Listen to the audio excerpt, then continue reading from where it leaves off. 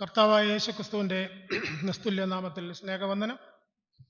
വീണ്ടും ഒരു വർഷങ്ങൾക്ക് ശേഷം ഈ നോയമ്പുകാലം വിശുദ്ധ ദേവാലയത്തിൽ ദൈവമക്കളോട് ചേർന്ന് നിന്നുകൊണ്ട് ദൈവത്തിൻ്റെ മാറ്റമില്ലാത്ത വചനത്തിൻ്റെ മറവിൽ നിൽക്കുവാൻ സർവശക്തനായ ദൈവം എന്നെ വീണ്ടും ഇടയാക്കിയതിലും ഒരു വർഷക്കാലം ആയുസ്സും ആരോഗ്യം തന്ന ദൈവത്തിൻ്റെ വൻകൃപകൾക്കായി ഞാൻ സ്തുതിക്കുന്നു, സ്തോത്രം ചെയ്യുന്നു.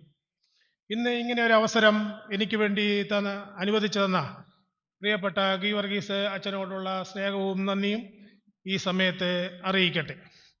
ഇന്നത്തെ അല്പസമയത്തെ ചിന്തയ്ക്കായിട്ട് ചുരുങ്ങിയ സമയം കൊണ്ട് മൂന്ന് കാര്യങ്ങൾ മാത്രം പറഞ്ഞ് ഞാൻ എൻ്റെ വാക്കുകളെ അവസാനിപ്പിക്കാം എന്ന് കരുതുകയാകുന്നു. പുറപ്പാട് പുസ്തകം 33 അധ്യായത്തിൻ്റെ 12 മുതൽ 15 വരെ ആസ്പദമാക്കി 3 കാര്യങ്ങൾ മാത്രം പറയാനായിട്ട് ഞാൻ ആഗ്രഹിക്കുന്നു. നമുക്ക് തലകളെ വണക്കാം. ഞങ്ങളെ അളവ് കൂടാതെ സ്നേഹിക്കുന്ന സ്വർഗസ്ഥ പിതാവേ, വീണ്ടും നിന്റെ സന്നിധിയിലേക്ക് മുഴങ്കാലുകളെ മടക്കുവാൻ ഞങ്ങൾക്ക് അവസരം ലഭിച്ചതിൽ ഞങ്ങൾ നിന്നെ സ്തുതിക്കുന്നു. ദൈവമേ, ഞങ്ങൾ ഈ ലോകത്ത് വെറും കീടങ്ങളാണ്. കേവലം ഒരു വേദന മാത്രം മതി ഞങ്ങളെ ഈ ലോകത്ത് നിന്ന് മാറ്റപ്പെടുത്തുവാൻ. ഒരു ദിവസം കൂടി ഞങ്ങൾക്ക് ആയുസ്സും ആരോഗ്യം തന്ന ദൈവത്തിന് വളരെ നന്ദിയോടുകൂടെ ഞങ്ങൾ സ്തോത്രം ചെയ്യുന്നു. ഞങ്ങളുടെ മക്കള് വിദേശങ്ങളിലൊക്കെ ആയിരിക്കുന്നുവല്ലോ, അവരെ ഈ സമയത്ത് നമ്മുടെ കരങ്ങൾ നിന്റെ ഉള്ളം കയ്യിൽ കാത്ത് പരിപാലിച്ചു കൊള്ളണമെന്ന് പ്രാർത്ഥിക്കുന്നു. ഞങ്ങളുടെ ഭവനങ്ങളൊന്നും കരച്ചിലിൻ്റെയും നിലവിളിയുടെയും അനുഭവങ്ങൾ ഉണ്ടാകാതിരിക്കാൻ പ്രാർത്ഥിക്കുന്നു. ഇന്നത്തെ സന്തോഷം നാളെയും നീണാൽ ആയി തീരട്ടെ എന്ന് നമ്മൾ പ്രാർത്ഥിക്കുന്നു. അല്പസമയം നിന്റെ സന്നിധിയിൽ ഞങ്ങൾ വീണ്ടും നന്ദിയോട് അടുത്ത് വരുന്നത് കർത്താവെ, ഞങ്ങളെ അനുഗ്രഹിക്കണമേ എന്ന് പ്രാർത്ഥിക്കുന്നു. അല്പസമയം നിന്റെ വചനത്തിന്റെ മറവിൽ ഞങ്ങൾ ഇരിക്കുമ്പോൾ നിന്റെ കൃപയും സാന്നിധ്യവും ഞങ്ങൾ ഏവരോടും കൂടെ ഉണ്ടായിരിക്കുമാറാകണമേ. ആമീൻ. പുറപ്പാട് പുസ്തകം 33 അധ്യായത്തിന്റെ 12 മുതൽ 15 വരെയുള്ള വാക്യങ്ങൾ വായിക്കുമ്പോൾ ദൈവപുരുഷനായ മോശയെക്കുറിച്ചാണ് അവിടെ പ്രതിപാദിച്ചിരിക്കുന്നത്. മോശ ഇസ്രായേൽ മക്കളെയും ഇസ്രായേലിനെ അടിമത്തത്തിൽ നിന്ന് കൊണ്ടുപോകുന്ന വഴിയിലുള്ള ഒരു സന്ദർഭമാണ്. അപ്പോൾ ഈ സമയത്ത് മോശയ്ക്ക് മോശയുടെ 3 ആഗ്രഹങ്ങളെ കുറിച്ചാണ് ഞാനിവിടെ പ്രതിപാദിക്കാനായിട്ട് ഉദ്ദേശിക്കുന്നത്. ആഗ്രഹം, നാമൊക്കെ ദൈവസന്നിധിയിലേക്ക് കടന്നു വരുന്നത് ആഗ്രഹങ്ങളുടെ പൂർത്തീകരണത്തിന് വേണ്ടിയിട്ടാണ്. അനേക ദൈവമക്കളുടെ ആഗ്രഹം സാധിച്ചു കൊടുത്ത മണ്ണ നമ്മുടെ പിതാക്കന്മാരുടെ പാദസ്പർശമേറ്റ ഈ മണ്ണ് നമ്മുടെ ആഗ്രഹങ്ങൾ ആഗ്രഹങ്ങളില്ലെങ്കിൽ നാം ഇവിടെ വരില്ല. നാളത്തെക്കുറിച്ചുള്ള നമ്മുടെ ആഗ്രഹം, നാളത്തെക്കുറിച്ചുള്ള നമ്മുടെ ജീവിതത്തെക്കുറിച്ചുള്ള ആഗ്രഹം, നമ്മളെ മക്കളെക്കുറിച്ചും കൊച്ചുമക്കളെയും കാണാനുള്ള ആഗ്രഹങ്ങൾ, ഇതാണ് നമ്മളെ മുന്നോട്ട് നയിച്ചു കൊണ്ടിരിക്കുന്നത്. ഓർക്കണം, എന്നാൽ നമ്മുടെയൊക്കെ ആഗ്രഹങ്ങൾ എവിടെയാണ് കേന്ദ്രീകരിച്ചിരിക്കുന്നത്? പലപ്പോഴും നമ്മുടെ ആഗ്രഹം മണ്ണിനോടും ലോകത്തോടുമാണ്. മണ്ണ് വെട്ടിപ്പിടിക്കാനും പണമുണ്ടാക്കാനും ബാങ്ക് ബാലൻസ് കൂട്ടാനുമാ നമ്മുടെ ആഗ്രഹങ്ങളൊക്കെ നാം ഉപയോഗിക്കുന്നത്. നാം പലപ്പോഴും നെടുവീർപ്പെടുന്നതും ഈ മണ്ണിനോടും സമ്പത്തിനോടുമാണ്. നാം പലപ്പോഴും നമുക്ക് ഉറക്കമില്ലാതിരിക്കുന്നതും ഈ ഭൂമിയിലുള്ള അവസ്ഥകളെ കുറിച്ചുള്ള ഓർമ്മകളാണ്. നാം കരയുന്നതും ഇതുകൊണ്ട് തന്നെയാണ്. എന്നാൽ നമ്മുടെ ആഗ്രഹങ്ങൾ ക്രിസ്തു കേന്ദ്രീകൃതമായിരിക്കണം. ക്രിസ്തു കേന്ദ്രീകൃതമായ ആഗ്രഹങ്ങൾ മാത്രമേ ഒരു വിശ്വാസിയെ സംബന്ധിച്ച് ഏറ്റവും ആവശ്യമായ സംഗതി അത്രേ. ഇവിടെ മോശയുടെ 3 ആഗ്രഹങ്ങളിൽ 13 വാക്യത്തിലേക്ക് നാം കടന്നു വരുമ്പോൾ അവൻ കർത്താവിനോട് പറയുക, ആകയാൽ എന്നോട് കൃപയുണ്ടെങ്കിൽ നിന്റെ വഴി എന്നെ അറിയിക്കണമേ എന്ന്. മോശയുടെ 1ാമത്തെ ആഗ്രഹം, കർത്താവെ, നിന്റെ വഴി എന്നെ അറിയിക്കണം.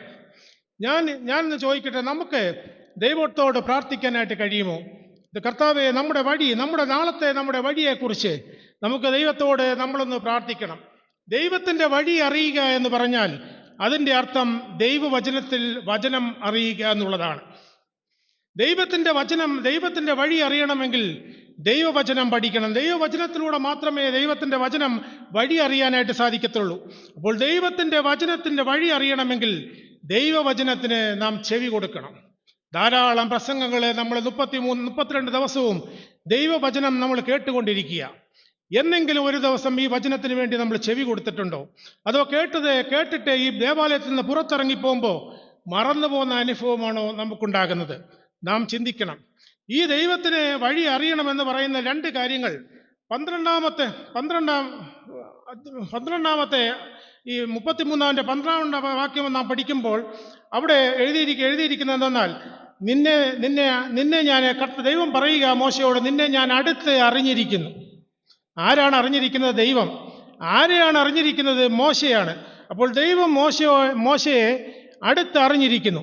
ദൈവം അടുത്ത് അറിഞ്ഞിരിക്കുന്നവർക്ക് മാത്രമേ വഴി കാണിച്ചു കൊടുക്കുവാനായിട്ട് നമുക്ക് സാധിക്കുകയുള്ളൂ. ദൈവം അടുത്ത് അറിഞ്ഞിരിക്കുന്നവർക്ക് മാത്രമാണ് വഴി കാണിച്ചു കൊടുക്കുവാനായിട്ട് സാധിക്കും. അതുകൊണ്ടാണ് ഇവിടെ മോശ പറയുന്നത്, നീ എന്നെ അടുത്ത് അറിഞ്ഞിരിക്കുന്നു എന്ന് നീ പറഞ്ഞിട്ടുണ്ടല്ലോ, എന്നാൽ പിന്നെ ഒരു കാര്യം ചെയ്യണം, നീ നിന്റെ വഴി എന്നെ അറിയിക്കണം. അപ്പോ ഒരു വിശ്വാസിയെ സംബന്ധിച്ച് ഏറ്റവും പ്രധാനം ദൈവത്തിന്റെ വഴി അറിയുക എന്നുള്ളതാണ്. ദൈവത്തിന്റെ വഴി അറിയുക എന്ന് പറഞ്ഞാൽ, ഞാൻ നിന്നെ അടുത്തറിഞ്ഞിരിക്കുന്നു, എനിക്ക് നിന്നോട് കൃപ തോന്നിയിരിക്കുന്നു. അതുകൊണ്ട് ദൈവ വഴി അറിയണമെങ്കിൽ വചനത്തിലൂടെ മാത്രം. ഓരോ ദിവസവും ദൈവം വചനത്തിലൂടെ നമുക്ക് വഴി കാണിച്ചു കൊണ്ടിരിക്കുന്നു. വചനത്തിൽ നിന്ന് അന്യപ്പെട്ട് നാം ഒരിക്കലും ജീവിക്കുവാനായിട്ട് ഇടയാവരുത്. ദൈവവചനത്തിന് ജീവിക്കെങ്കിൽ മാത്രമേ നമുക്ക് വഴി കണ്ടുപിടിക്കുവാനായിട്ട് സാധിക്കൂ, ദൈവത്തിന്റെ വഴി അറിയാനായിട്ട് സാധിക്കത്തുള്ളൂ. സങ്കീർത്തനക്കാരൻ 18-ാം അധ്യായത്തിൽ ഇപ്രകാരം പഴിയുന്നു, ദൈവത്തിന്റെ വഴി അത് വിശുദ്ധ വഴിയാണ്. വീണ്ടും 107-ാം സങ്കീർത്തനം നാം പഠിച്ചാൽ അവിടെ സങ്കീർത്തനക്കാരൻ പഴിയുന്നു, ഈ വഴി ചൊവ്വേ ഉള്ള വഴിയാണ്. അപ്പോൾ അതുകൊണ്ട് നമുക്ക് ഒരുമിച്ച് പ്രാർത്ഥിക്കണം, കർത്താവേ എൻ്റെ വഴി കാണിച്ചു തരണമെന്ന് നമുക്ക് ഒരുമിച്ച് പ്രാർത്ഥിക്കണം. അപ്പോൾ മോശ ദൈവത്തോട് ആവശ്യപ്പെട്ടത് ഒന്നാമത്തെ കാര്യം, കർത്താവേ എനിക്ക് വഴി കാണിച്ചു തരണം. കാരണം ഞങ്ങൾ പ്രതിസന്ധിയില്ല, മുന്നോട്ട് കടന്നു പോകുന്ന വഴിയില്ല. അപ്പോൾ നിന്റെ വഴി എന്താണെന്ന് എനിക്കറിയണം. അതാണ് മോശയുടെ ഒന്നാമത്തെ ആഗ്രഹം. രണ്ടാമത്തെ മോശയുടെ ആഗ്രഹം എന്ന് പറയുന്നത്, നിനക്കെന്നോട് കൃപയുണ്ടാകുവാൻ തക്കവണ്ണം ഞാൻ നിന്നെ അറിയുമാറാകട്ടെ. രണ്ടാമത് മോശ 13-ാം വാക്യത്തിൽ തന്നെ പറയുക, കർത്താവിനോട് പറയുക, നിനക്ക് എന്നോട് കൃപയുണ്ടാകുവാൻ തക്കവണ്ണം ഞാൻ നിന്നെ അറിയുമാറാകട്ടെ. നിന്റെ വഴി എനിക്ക് അറിയിക്കണമെന്ന് മാത്രമല്ല എനിക്ക് നിന്നെ അറിയണം, കർത്താവിനെ അറിയണം. അപ്പോൾ നമ്മുടെ മനസ്സിലേക്ക് ഒരു ചോദ്യം കടന്നു വരും. മോശയെക്കുറിച്ച് നമുക്കറിയാം, ഫറവോന്റെ സന്നിധിയിൽ നിന്ന് ഇസ്രായേൽ മക്കളെ മിസ്രൈമിൽ നിന്ന് അടിമത്തിൽ നിന്ന് കടത്തിക്കൊണ്ടുപോകുന്ന ദൈവപുരുഷനാ മോശ. അപ്പോൾ മോശയോട് നാം ഒരു ചോദ്യം ചോദിക്കും, അല്ലയോ മോശേ, കഴിഞ്ഞ 40 വർഷം നിന്റെ കഷ്ടതകളിലും നിന്റെ പ്രയാസങ്ങളിലും പ്രതികൂലങ്ങളിലും ഞാൻ നിന്നോട് കൂടിയിരുന്നില്ലേ? അപ്പോൾ നിനക്ക് ഞാൻ ആരാണെന്ന് അറിയാൻ മേലെ എന്ന് നമുക്ക് മോശയോട് ചോദിക്കാം.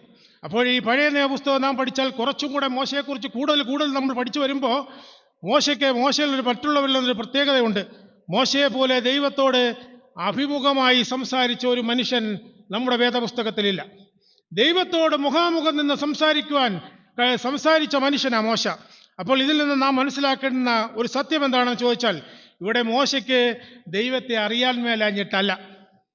നാം ദൈവത്തിന്റെ വഴി അന്വേഷിച്ച് ദൈവത്തിലേക്ക് കൂടുതൽ അടുക്കുമ്പോൾ, ദൈവം ആരാണെന്ന് നാം അറിയാനായിട്ട് ആഗ്രഹിക്കും തോറും ദൈവത്തിന്റെ ആ വ്യാപ്തി, ദൈവത്തിന്റെ ആ ശക്തി എന്താണെന്ന് മനസ്സിലാക്കുവാനായിട്ട് സാധിക്കും. അതുകൊണ്ട് ഇവിടെ മോശ, എനിക്ക് നിന്നെ അറിയാം, അവിടെ എനിക്ക് അറിയാം എന്ന് ഉദ്ദേശിക്കുന്നത് എന്തെന്ന് ചോദിച്ചാൽ, മോശയ്ക്ക് അറിയാൻ കഴിഞ്ഞാട്ടല്ല ഇങ്ങനെ പറയുന്നത്. പ്രിയമുള്ളവരെ, ദൈവത്തെ നാം അടുത്തറിയണം. ഈ അടുത്തറിയും തോറും ദൈവത്തെ കൂടുതൽ അറിയാനായിട്ട് നമുക്ക് സാധിക്കും. ഇവിടെ പുതിയ നിയമപുസ്തകം നാം പഠിച്ചാൽ, അപ്പോസ്തല പ്രവൃത്തിയുടെ പുസ്തകം നാം പഠിച്ചു നോക്കിയാൽ അവിടെ ശൗലിനെ കുറിച്ച് നമുക്ക് കാണുവാനായിട്ട് കാണിക്കും. ശൗൽ ക്രിസ്ത്യാനികളെ കൊന്നെടുക്കുവാനായിട്ട് വരുന്ന ഒരു ഭാഗമുണ്ട്. ദമസ്കോസിന്റെ പടിവാതിൽക്കലേക്ക് വരുന്ന ഭാഗമുണ്ട്. അപ്പോൾ അവിടെ 9-ാം അധ്യായത്തിന്റെ 3-ാം വാക്യത്തിൽ ശൗൽ പറയുക, ഞാൻ ഒരു വെളിച്ചം കണ്ടു. ശൗൽ യേശുക്രിസ്തുവിനോട് അടുത്ത് വരുന്ന, യേശുക്രിസ്തുവിനെ സ്നേഹിക്കുന്ന ദൈവമക്കളെ കൊന്നൊടുക്കാനായിട്ട് കടന്നു വരുന്ന ശൗലിനെ ആദ്യം അനുഭവപ്പെട്ടത് ഒരു വെളിച്ചം കണ്ടു എന്ന് ശൗല് പറയുകയുണ്ടായി. ശൗൽ യേശുക്രിസ്തുവിനോട് കൂടുതൽ അടുത്ത് ഒരു ദൈവത്തിന്റെ ദാസനായിട്ട് ദൈവത്തിന്റെ വയൽ പ്രദേശത്ത് വേല ചെയ്യാൻ അവിടെ ആരംഭിച്ച് മുന്നോട്ട് കടന്നു പോകുമ്പോൾ 22-ാം അധ്യായത്തിലേക്ക് കടന്നു വരുമ്പോൾ 6-ാം വാക്യത്തിൽ ഇപ്രകാരം പറയുക, ഞാനൊരു വലിയൊരു വെളിച്ചം കണ്ടു. ഇതാ നേരത്തെ ഞാൻ മോശ ദൈവത്തോട് ചോദിച്ചത്, ഞാൻ നിന്നെ അടുത്തറിയണമെന്ന് ചോദിച്ചത്. ദൈവത്തോട് കൂടുതൽ അടുത്ത് അറിയും തോറും ദൈവത്തിന്റെ വ്യാപ്തി എന്താണ്, ദൈവം ആരാണെന്ന് തെളിഞ്ഞ് നമ്മുടെ ജീവിതത്തിലേക്ക് വരുമെന്ന് പറയുന്നത്. ഇവിടെ ശൗൽ 22-ാം അധ്യായത്തിന്റെ 6-ാം വാക്യത്തിൽ പറയുക, ഞാനൊരു വലിയ വെളിച്ചം കണ്ടു. ആദ്യം കണ്ടത് ഒരു തീനാളം, ചെറിയ നാളമായിരുന്നു. കുറച്ചും കൂടെ ശൗല് ദൈവത്തിന്റെ വയൽ പ്രദേശത്തേക്ക് ഇറങ്ങിപ്പോയി, നടന്നുപോയി, ജീവിതത്തിന്റെ ബുദ്ധിമുട്ടുകളും പ്രയാസങ്ങളും ഒക്കെ അനുഭവിച്ച് പണ്ടത്തെ സുഖ സൗകര്യങ്ങളിൽ നിന്നൊക്കെ വിട്ട് ദൈവത്തിന്റെ ദാസനായി ഇങ്ങനെ കടന്നു പോകുന്ന സമയത്ത് 26-ാം അധ്യായത്തിന്റെ 13-ാം വാക്യത്തിലേക്ക് വരുമ്പോ ശൗല് വീണ്ടും പറയുക, ഞാൻ സൂര്യനെ കവിഞ്ഞൊരു പ്രകാശം കണ്ടു. അപ്പൊ എവിടെയാണ് ദൈവം?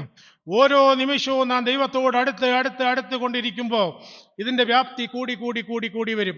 അതാ മോശ പറഞ്ഞത്, എനിക്ക് നിന്റെ വഴി അറിയണം, രണ്ടാമത് എനിക്ക് നീ ആരാണെന്ന് എനിക്കറിയണം. ഇതാണ് ഒരു ദൈവമക്കളെ, ഒരു വിശ്വാസത്തിന്റെ പ്രധാനമായ ഘടകമിതാ. നാം ദൈവത്തോട് കൂടുതൽ അടുക്കും തോറും നമുക്ക് ദൈവത്തിന്റെ കൃപകൾ എന്താണ്, ദൈവം ആരാണെന്ന് മനസ്സിലാക്കുവാനായിട്ട് നമുക്ക് സാധിക്കും. അതുകൊണ്ട് നമുക്ക് അത് അടുത്തറിയുവാനായിട്ട് നമുക്ക് സാധിക്കണം. ആ ദൈവത്തിന്റെ നന്മകളെ രുചിച്ചറിയുവാനായിട്ട് നമുക്ക് സാധിക്കണം. മൂന്നാമത് ഈ 15-ാം വാക്യത്തിലേക്ക് വരുമ്പോൾ മോശ വീണ്ടും അവനോട് ചോദിക്കുക, ഇതാണ് അതിപ്രധാനമായ കാര്യം, ദൈവമേ നിന്റെ സാന്നിധ്യം എനിക്ക് വേണം. സാന്നിധ്യമില്ലെങ്കിൽ, ദൈവത്തിന്റെ സാന്നിധ്യമില്ലെങ്കിൽ നാം എത്ര വിശ്വാസിയാണെങ്കിലും നമ്മുടെ ജീവിതത്തിൽ ഒന്നും സംഭവിക്കത്തില്ല. കരച്ചിലിന്റെ അനുഭവവും ദുഃഖത്തിന്റെയും പ്രതികൂലങ്ങളുടെ അനുഭവത്തിൽ നിന്ന് മാറാതെ എന്നും നമ്മളെ പിടികൂടിക്കൊണ്ടിരിക്കും. ദൈവത്തിന്റെ സാന്നിധ്യം ഉണ്ടെങ്കിൽ മാത്രമേ നമുക്ക് മുന്നോട്ട് കടന്നു പോകുവാനായിട്ട് സാധിക്കത്തുള്ളൂ. അവനോട് തിരു സാന്നിധ്യം എന്നോട് കൂടെ പോരുന്നില്ല എങ്കിൽ ഞങ്ങളെ ഇവിടെ നിന്ന് പുറപ്പെടുവിക്കരുതേ എന്നാണ് മോശ അവിടെ പറയുന്നത്. എന്ന് പറഞ്ഞാൽ അവരോട് നിന്റെ തിരു സാന്നിധ്യം എന്നോട് കൂടെ പോരുന്നില്ല എങ്കിൽ ഞങ്ങളെ ഇവിടെ നിന്ന് പുറപ്പെടുപ്പിക്കരുത്. കാരണം ഞങ്ങൾക്ക് എത്തേണ്ടുന്ന സ്ഥാനത്ത് ഞങ്ങൾക്ക് എത്തിച്ചേരുവാൻ സാധിക്കില്ല എന്ന മോശ അവിടെ പറയുന്നത്. ഇതിന്റെ 12-ാം വാക്യത്തിലേക്ക് നമുക്കൊന്ന് തിരിച്ചു പോകുമ്പോൾ അവിടെ എന്താ പറയുന്നതെന്ന് ചോദിച്ചാൽ, എങ്കിലും ആരെ നീ എന്നോട് അയക്കുമെന്ന് അറിയിച്ചില്ല എന്ന് പരിഭവം പറയുന്ന മോശയെ നമുക്കവിടെ കാണുവാൻ സാധിക്കും. 12-ാം വാക്യത്തിൽ മോശ പറയുക, നീ എങ്കിലും ആരെ നീ എന്നോട് കൂടെ അയക്കുമെന്ന് നീ അറിയിച്ചില്ല.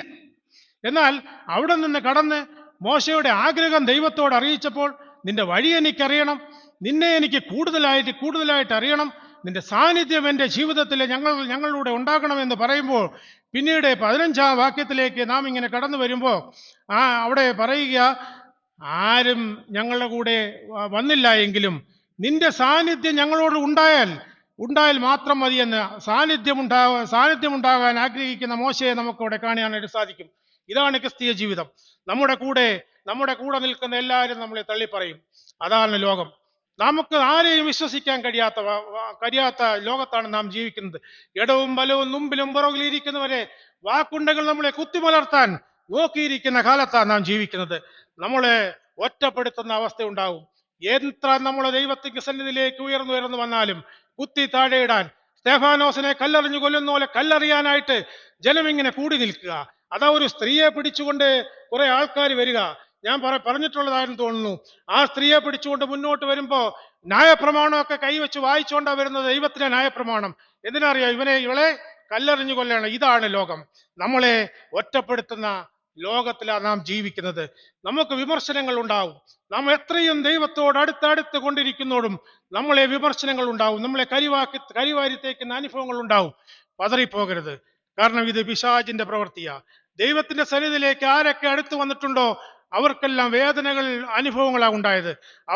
അവസാനം ചിന്തിക്കാൻ എന്നും നമുക്ക് ദൈവത്തിന്റെ സാന്നിധ്യം നമുക്കുണ്ടെങ്കിൽ ഇതൊന്നും നമുക്ക് ഭയപ്പെടേണ്ടുന്ന കാര്യം ഇല്ല. രാത്രിയിൽ സമാധാനമായി നാം കരയുന്ന അവസ്ഥയുണ്ടാവും. നീ ദൈവത്തിന്റെ സന്നിധിയിൽ നിന്ന് മറുതലിച്ച് നിന്റെ അനുഭവം ഉണ്ടായാൽ രാത്രിയിൽ നീ ഒറ്റയ്ക്കിരുന്ന് കരഞ്ഞ് കണ്ണീരൊഴുക്കുന്ന സമയം അതിവിദൂരമല്ല എന്ന് ഓർത്തുകൊള്ളണം. ദൈവാലയത്തിലേക്ക് നാം കടന്നു വരുന്നത് ദൈവത്തിന്റെ വഴി അന്വേഷിക്കാനാ. ദേവാലയത്തിലേക്ക് നാം കടന്നു വരുന്നത് അവനെ അറിയാനാ, അവൻ ആരാണ് എന്ന് അറിയാനാ, എൻ്റെ പ്രയാസങ്ങൾ അവനിലേക്ക് ഇറക്കി വെക്കാനാ. ഞാൻ ദൈവസന്നിധിയിലേക്ക് കടന്നു വരുന്നത് അവന്റെ സാന്നിധ്യം അനുഭവിക്കാനാ. മറന്നു പോകരുത്. 3-4 വർഷങ്ങൾക്ക് മുമ്പ് എൻ്റെ മോള് എന്നോട്, ഞങ്ങൾ ശനിയാഴ്ച രാത്രി പ്രാർത്ഥനയ്ക്ക് ഇരിക്കുമ്പോൾ മോള് എന്നോട് ചോദിച്ചു, പപ്പ നാളെ പള്ളിയിൽ പോണ്ടേ? ഞാൻ പറഞ്ഞു, പള്ളിയിൽ പോണം, അതിനെന്താ കുഴപ്പം? സൺഡേ നമുക്ക് ക്രിസ്ത്യാനികൾക്ക് പള്ളിയിൽ പോകണം എന്നുള്ളത് വളരെ വ്യക്തമായ കാര്യമല്ലേ. എന്നാലേ ഞാൻ അവളോടൊരു കാര്യം പറഞ്ഞു. എന്താ അറിയാമോ? പള്ളിയിൽ പോകുന്നതിന് മുമ്പ് ഇപ്പൊ നീ വേദപുസ്തകം വായിക്കുകയല്ലേ, കൂട്ടത്തിൽ ഒരു 4 വാക്യം കൂടെ അങ്ങോട്ട് വായിച്ചോളാൻ പറഞ്ഞു. എന്റെ മോളോടാ പറഞ്ഞത്, മോനോടല്ല പറഞ്ഞത്.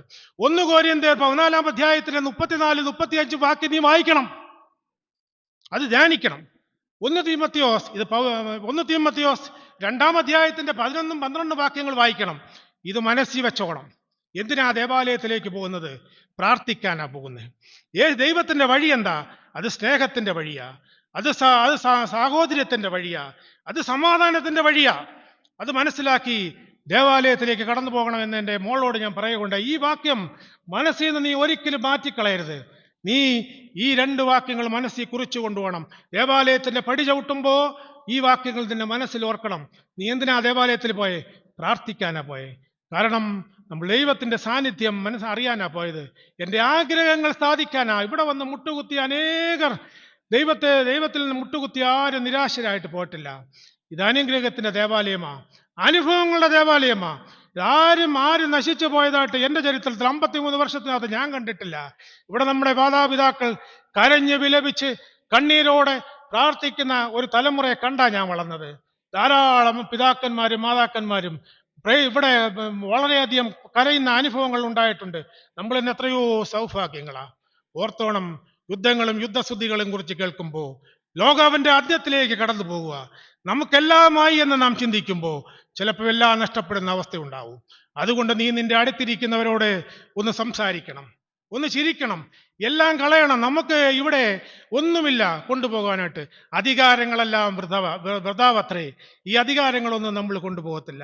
ലാസ്റ്റ് ഒരു പിടി മണ്ണിട്ട് നമ്മളെ ശവക്കോട്ടയിൽ കൊണ്ടുവന്ന് അടക്കിക്കളയും. സൂക്ഷിച്ചോണം. അതുകൊണ്ട് നാം നമുക്ക് തരുന്ന അനുഭവം, നാളെ രാവിലെ ഞാൻ എഴുന്നേക്കുന്നെങ്കിൽ എഴുന്നേറ്റു, ഇന്ന് രാത്രി കിടന്നുറങ്ങുമ്പോൾ നാം മരിച്ചതിന് തുല്യമാണ്. നാളെ രാവിലെ എനിക്ക് ജീവൻ ഉണ്ടെങ്കിൽ മാത്രമേ എൻ്റെ യേശു ജീവിച്ചിരിക്കുന്നു എന്ന് എനിക്ക് പ്രൈസ് ദി ലോർഡ് എന്ന് പറയാനായിട്ട് സാധിക്കത്തുള്ളൂ. അതുകൊണ്ട് ഇന്ന് സംസാരിക്കേണ്ടവർക്ക് സംസാരിച്ചോണം, ഇന്ന് ചിരിക്കേണ്ടവർക്ക് ചിരിച്ചോണം, കൈ കൊടുക്കേണ്ടവർക്ക് കൈ കൊടുത്തോണം. കർത്താവ് നിന്നെ ഏൽപ്പിച്ചിരിക്കുന്ന ഈ അനുഭവം ഇല്ലാത്തൊരവസ്ഥ വരുന്നു. നമ്മുടെ ഭവനങ്ങളിൽ കരച്ചിലിൻ്റെയും പല്ലുകളുടെയും ഒരവസ്ഥ വരാൻ പോകുന്നു. സൂക്ഷിച്ചോണം. ലോകം വല്ലാത്ത പോക്ക, ദൈവഭയം നഷ്ടപ്പെട്ട പോക്ക. അതുകൊണ്ട് ഇവിടെ മോശ പറയുക, കർത്താവേ, നീ ഞങ്ങളെ ഇവിടെ പാതി വഴിക്കാക്കിയിട്ടിരിക്കുന്നത് കൊണ്ട് എൻ്റെ ആഗ്രഹം ഒന്ന് സാധിച്ചു തരണം. നിന്റെ വഴി എന്താണെന്ന് എനിക്കൊന്ന് പറഞ്ഞു തരണം. കർത്താവേ, നീ ആരാണെന്ന് പറഞ്ഞു തരണം. 40 വർഷം ഞാൻ നിന്റെ കൂടെ ഒക്കെ നടന്നതാ. കർത്താവേ, നിന്റെ സാന്നിധ്യം എനിക്കുണ്ടാകണം. ഇങ്ങനെ ഉണ്ടാകുമ്പോൾ 14-ാമത്തെ വാക്യം നാം ഒന്ന് വായിച്ചു നോക്കണം. അവിടെ എല്ലാത്തിനും ഉത്തരവുണ്ട്. അവിടെ ദൈവം നമ്മോട് പറയുക, ഞാൻ നിനക്ക് സ്വസ്ഥത വരുത്തും. ഇത്രയും വാക്യം മതി. 12 തൊട്ട് 16 വാക്യങ്ങളെ ഞാൻ പറഞ്ഞോളൂ. 14-ാമത്തെ വാക്യത്തിൽ പറയുക, ഞാൻ നിനക്ക് സ്വസ്ഥത വരുത്തും. ഒരു മനുഷ്യന് ഏറ്റവും ആവശ്യം സ്വസ്ഥതയാണ്. സമാധാനവും സ്വസ്ഥതയും ഇല്ലെങ്കിൽ ജീവിതമില്ല. മനുഷ്യന്റെ ജീവിതത്തെ സ്വസ്ഥതയില്ലെങ്കിൽ പിന്നെ ജീവിച്ചിട്ട് എന്ത് കാര്യം? അതുകൊണ്ട് ഞാൻ അല്പസമയത്ത് ഇന്ന് ഈ നോയമ്പ് പ്രാർത്ഥന എന്ന് പറയുന്നത് വളരെ ചുരുങ്ങിയ സമയം കൊണ്ടും കമ്പിവാചകത്തിലും പറയുന്നത് കൊണ്ടാണ് ഇത്രയും വളരെ ബ്രീഫായിട്ട് പറയാതെ ചുരുക്കി ഞാൻ പറയാനായിട്ട് ആഗ്രഹിച്ചത്. ഒരു വിശ്വാസിയെ സംബന്ധിച്ച് സന്തോഷത്തോടെ എൻ്റെ ദൈവത്തിന്റെ വഴി അത് സ്നേഹത്തിന്റെ വഴിയാ, അത് സാഹോദര്യത്തിന്റെ വഴിയാ, അത് സഹിഷ്ണുതയുടെ വഴിയാ. അത് മനസ്സിലാക്കിക്കോണം. ഈ ദൈവം നമ്മുടെ മധ്യത്തിലേ ഇരിക്കുന്നു. ഈ വഴി നീ അന്വേഷിക്കണം. അന്വേഷിക്കുമ്പോൾ നിന്റെ സ്വഭാവത്തിന് മാറ്റം വരും, നിന്റെ നടപ്പിന് മാറ്റം വരും, മറ്റുള്ളവരെ പരിഹസിക്കുന്നതിൽ മാറ്റം വരും. മറ്റുള്ളവരെ കുത്താനും നോവിക്കാനുമല്ല ലോകത്തിലേക്ക് നമ്മളെ അയച്ചത്. വെറും 50 60 വർഷം, 80 ഇല്ല ഇപ്പം, 50 60 65 നമ്മുടെ തീർന്നുകൊണ്ടിരിക്കുക ജനം. മനുഷ്യന്റെ ആയുസ് കുറച്ചു. 110 120 മനുഷ്യന്റെ ആയുസ് നേരെ പകുതിയാക്കി കുറച്ചു. മതി, ഇത്രയും മതി. ഇതില് മനുഷ്യനായിട്ട് ജീവിക്കണം. നമ്മളെ ആരംഗീകരിക്കണം? മറ്റുള്ളവർ നമ്മളെ അംഗീകരിക്കുമ്പോഴാണ് നമുക്ക് അംഗീകാരം കിട്ടുന്നത്. നാം സ്വയം അധികാരങ്ങളുടെ കസേരകൾ കയറിയിരിക്കുമ്പോൾ നമുക്ക് അംഗീകാരം കിട്ടത്തില്ല. ചപ്പൊന്നും ചവറൊന്നും എണ്ണിക്കളയും. നമ്മളെ മറ്റുള്ളവർ അംഗീകരിക്കാനായിട്ട് നമുക്ക് സാധിക്കണം. മറ്റുള്ളവർക്ക് പ്രകാശമുള്ള മക്കളായി തീരുവാനായിട്ട് സാധിക്കണം. പൗലോസ് അപ്പോസ്തലൻ ശൗൽ അങ്ങനെയാ നമ്മളെ പഠിപ്പിച്ചത്. ഒരു ചെറിയ നാളം കണ്ട ശൗൽ, ഒരു വലിയ പ്രകാശം കണ്ട ശൗൽ, സൂര്യനേക്കാൾ തേജസ്സുള്ള ഒരു പ്രകാശത്തിൽ കത്തിജ്വലിക്കുന്ന ശൗലിനെ നമ്മൾ പിൽക്കാലത്ത് കണ്ടത്. ഈ വേദപുസ്തക ചരിത്രം, ഈ പുതിയ നിയമത്തിൽ ശൗലിന്റെ വളരെ വിലപ്പെട്ട ഗ്രന്ഥങ്ങൾ നമുക്ക് വായിക്കുവാൻ ഈ 2000 വർഷങ്ങൾക്ക് ഇപ്പുറവും വായിക്കുവാനായിട്ട് ഇടയായത് അങ്ങനെ കൊണ്ടാ. ആ വെളിച്ചത്തിൽ നിന്നുകൊണ്ട് ദൈവമക്കളായി ജീവിക്കുവാൻ നമുക്കിടയാകട്ടെ എന്ന് പറഞ്ഞുകൊണ്ട് ഞാൻ എൻ്റെ വാക്കുകളെ അവസാനിപ്പിക്കുന്നു.